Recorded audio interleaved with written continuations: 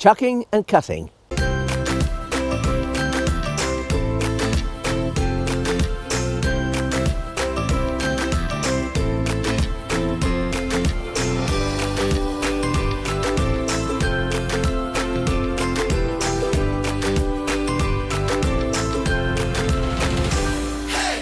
Hello, I'm Alan Gray.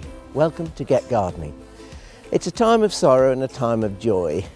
Towards the end of the season, we get into autumn, and all this wonderful display that we've got here, we know that its days are very short, because sooner or later it's going to be thrown away. That's the chucking bit. Now the cutting bit is exciting, because from this plant here, which is a form of heliotrope known as old-fashioned cherry pie, you have to get name varieties to get the scent. See, even on this chilly day I can smell cherry pie. Now I'm going to make some cuttings, so why don't you come round and have a look. Now here we have heliotrope. This is a variety called Chatsworth, and to get cuttings you really should have an unflowered shoot, but I'm going to take a side shoot off here. I'm going to snip it beneath a leaf node, take the lower leaves off, and the emergent flower bud I'm just going to snip out, just like that. Simple as that. And there you are, I have a cutting. Now I want to make more of these, because next year I'm going to put some in the Mediterranean garden, and I want to put a low hedge of them, so I'm going to need lots of plants. So here we are, we have a cell tray, and I'm just filling it with seed and cutting compost. So I haven't firmed it down from the top, I just give it 3 taps like that, and that firms the soil enough. I've got some rooting compound here, which is a liquid gel, and I'm just going to put a little bit of that in a little container like that. And then quite simply, working from left to right, because I'm right-handed and it's convenient, I take a handful of the prepared cuttings, dip the ends of the stem in the rooting hormone, push them into the compost, and give a little firm with the index finger, and that's it. Bob's your uncle.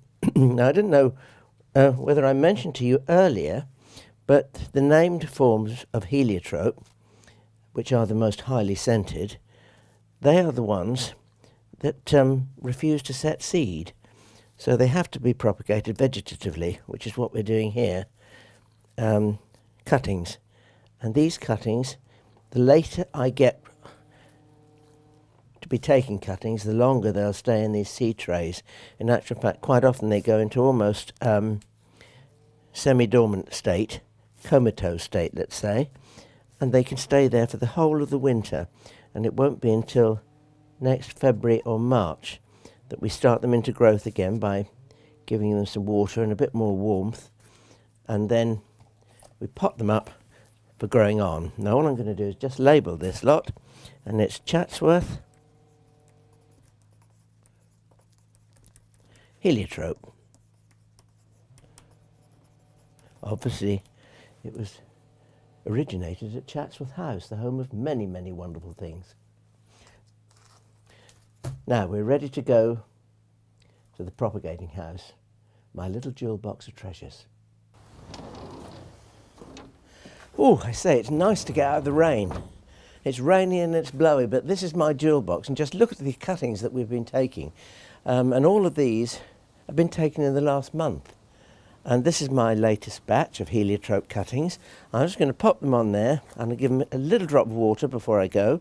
But whilst we're here, I'd just like to show you some that I did earlier, that classic old phrase. But these ones here, in trays of 20, those I did about 3 weeks to a month ago. And you can see just how wonderfully healthy they're looking. You may have noticed also in here that the greenhouse is not cleaned. Well, if you want to know how to clean a greenhouse, look at Ian Roof on Get Gardening, because he's telling you how to do it. But this, I've left this deliberately a bit mucky. There's a bit of algae and a bit of dirt on the glass, because I don't want the sun to be shining too brightly on freshly taken cuttings. But you know, not everything's a success, because this poor little batch here of a plant called Zauschneria californica, well, it's my fault really, but I thought I'd give it a go, because you never know. And it was too little too late.